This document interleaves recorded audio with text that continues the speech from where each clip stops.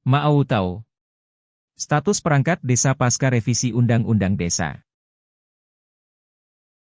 Ini penjelasannya.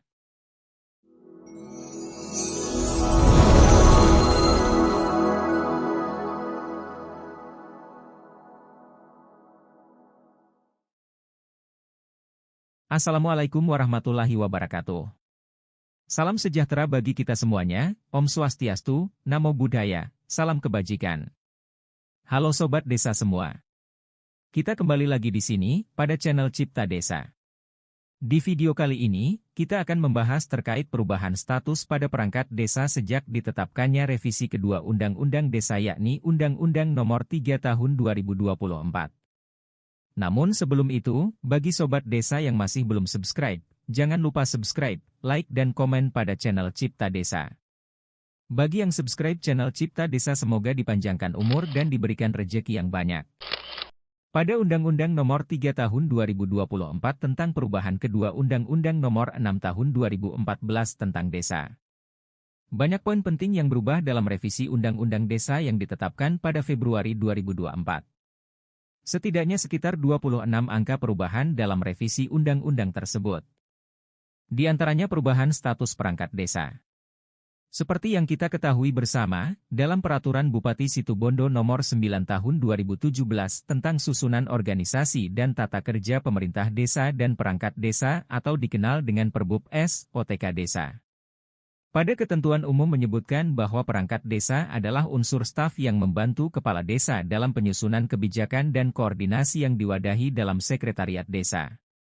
Dan unsur pendukung tugas kepala desa dalam melaksanakan kebijakan yang diwadahi dalam bentuk pelaksana teknis dan unsur kewilayahan. Dalam struktur pemerintah desa yang kita ketahui bersama bahwa kepala desa adalah pimpinan tertinggi dalam pemerintah desa. Dalam menjalankan tugasnya, kepala desa dibantu oleh kesekretariatan desa dalam hal penyusunan kebijakan dan koordinasi yang dikomandoi atau dikoordinatori oleh sekretaris desa. Kalau di Kabupaten Situbondo, sekretaris desa biasa dipanggil dengan sebutan Pak Caleg. Sekretaris desa dibantu oleh 3 orang kepala urusan atau KAUR. Pertama adalah kepala urusan tata usaha dan umum.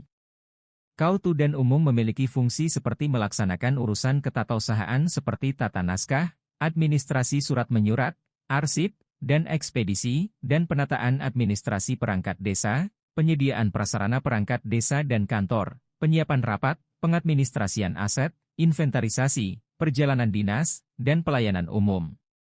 Kedua, kepala urusan keuangan. Pada beberapa daerah biasa dibilang dengan bendahara desa. KAUR keuangan ini memiliki fungsi seperti melaksanakan urusan keuangan seperti pengurusan administrasi keuangan, administrasi sumber-sumber pendapatan dan pengeluaran, verifikasi administrasi keuangan, dan administrasi penghasilan kepala desa, perangkat desa, BPD, dan lembaga pemerintahan desa lainnya. Yang ketiga adalah kepala urusan perencanaan. KAUR perencanaan ini memiliki fungsi mengordinasikan urusan perencanaan seperti menyusun rencana anggaran pendapatan dan belanja desa, atau APB desa, menginventarisir data-data dalam rangka pembangunan, melakukan monitoring dan evaluasi program, serta penyusunan laporan. Dalam hal melaksanakan kebijakan, kepala desa dibantu oleh kepala seksi dan kepala dusun atau kepala kewilayahan.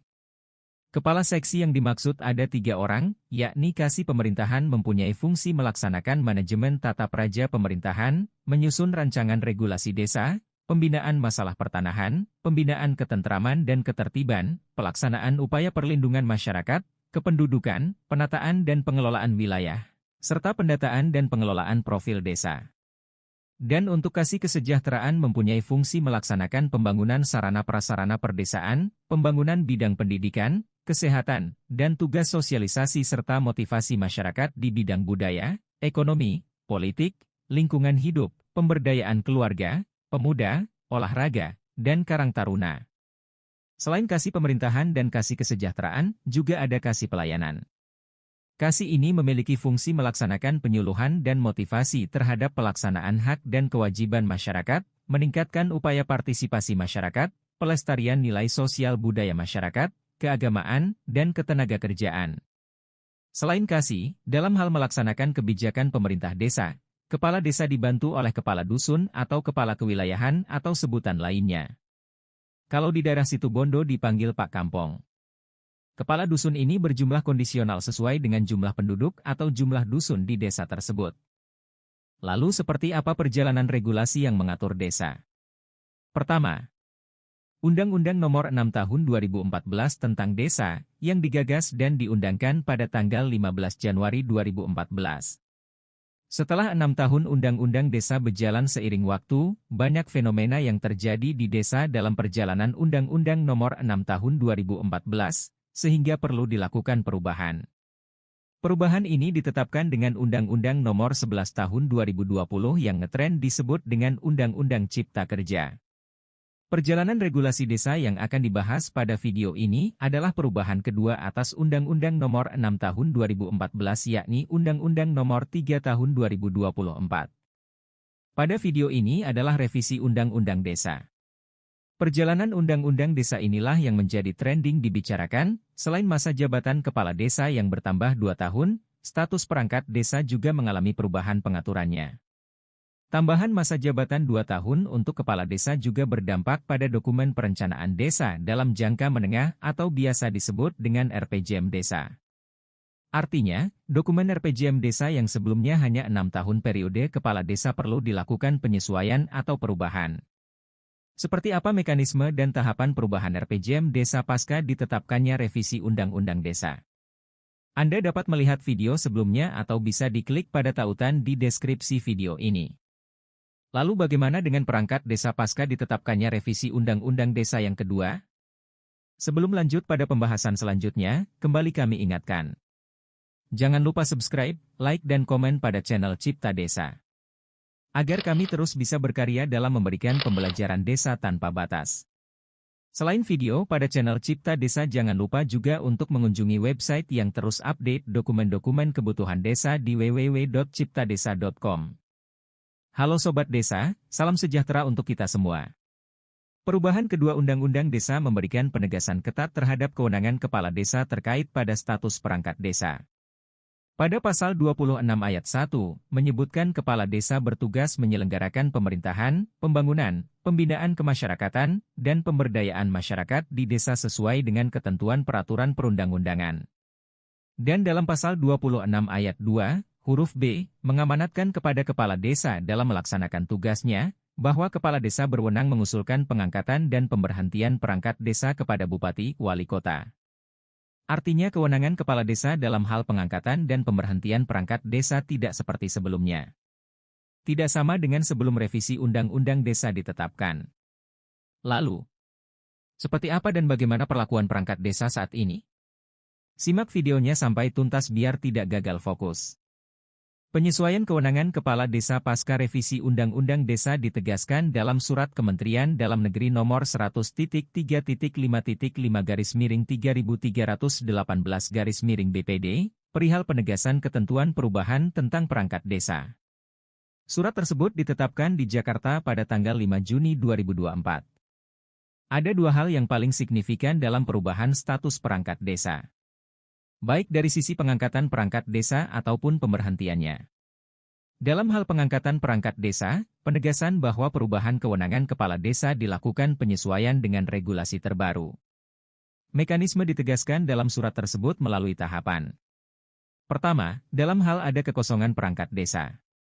Kepala desa melakukan penjaringan dan penyaringan atau seleksi calon perangkat desa terhadap kekosongan perangkat desa. Kedua, hasil penjaringan dan penyaringan bakal calon perangkat desa dikonsultasikan oleh kepala desa kepada camat. Selanjutnya, camat memberikan rekomendasi tertulis berupa persetujuan atau penolakan terhadap calon perangkat desa untuk kemudian disampaikan kembali kepada kepala desa selambat-lambatnya 7 hari kerja. Mekanisme yang keempat, dari dasar rekomendasi camat secara tertulis inilah menjadi dasar kepala desa untuk membuat surat usulan kepada bupati, wali kota dalam hal penetapan pengangkatan perangkat desa. Selanjutnya, bupati wali kota memberikan persetujuan atau penolakan terhadap usulan pengangkatan perangkat desa oleh kepala desa selambat-lambatnya 20 hari kerja. Dan jika disetujui usulan tersebut oleh bupati wali kota, kepala desa menerbitkan keputusan kepala desa atau SK tentang pengangkatan perangkat desa. Dan jika Bupati Wali Kota memberikan penolakan terhadap usulan kepala desa terkait pengangkatan perangkat, kepala desa melakukan penjaringan dan penyaringan calon perangkat desa kembali. Artinya perlakuan pengangkatan perangkat desa berbeda dengan sebelum revisi Undang-Undang Desa, rekomendasi camat yang menjadi dasar menerbitkan SK pengangkatan perangkat desa. Namun setelah perlakuan revisi Undang-Undang Desa, rekomendasi camat bukan menjadi dasar pengangkatan akan tetapi menjadi dasar pengusulan pengangkatan perangkat desa kepada Bupati Wali Kota. Begitu juga dengan pengangkatan perangkat desa. Kepala desa tidak dapat memberhentikan perangkat desa tanpa persetujuan Bupati Wali Kota. Perlakuan dua hal tersebut ditetapkan oleh kepala desa dengan membubuhkan tanda tangan kepala desa dan stempel. Untuk format SK pengangkatan perangkat desa yang terbaru dapat Anda cek pada website Cipta Desa di www.ciptadesa.com.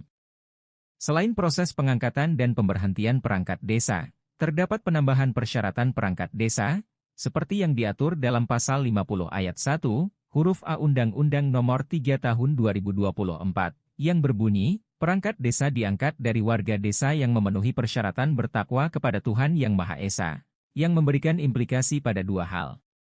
Pertama, pemaknaan kata warga desa tidak membatalkan putusan MK nomor 128/P/U penghubung Romawi 13/2015. Sehingga calon perangkat desa berasal dari warga negara Indonesia yang memenuhi persyaratan menjadi perangkat desa.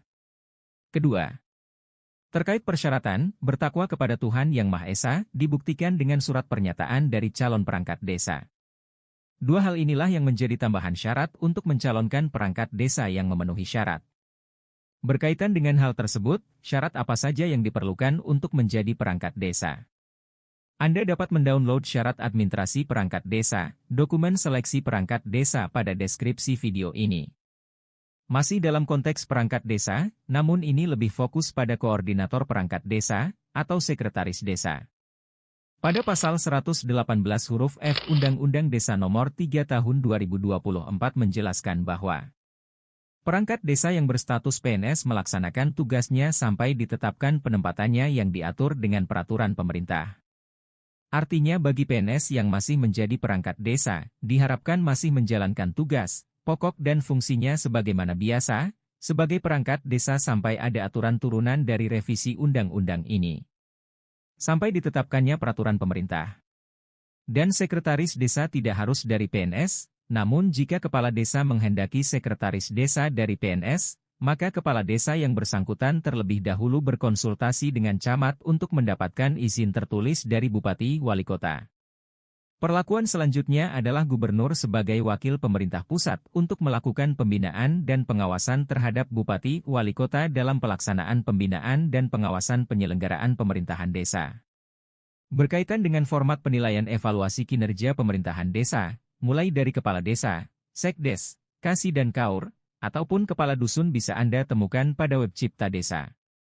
Terima kasih Sobat Desa yang sudah menonton video ini, semoga bermanfaat. Silahkan yang belum subscribe untuk subscribe dan aktifkan lonceng pemberitahuan agar tidak ketinggalan pembelajaran pada channel Cipta Desa. Jangan lupa pula untuk komen baik kritikan, saran, dan lainnya demi perbaikan ke depannya. Salam mencipta desa, membangun manusia. Sekian dari kami, terima kasih. Wassalamualaikum warahmatullahi wabarakatuh.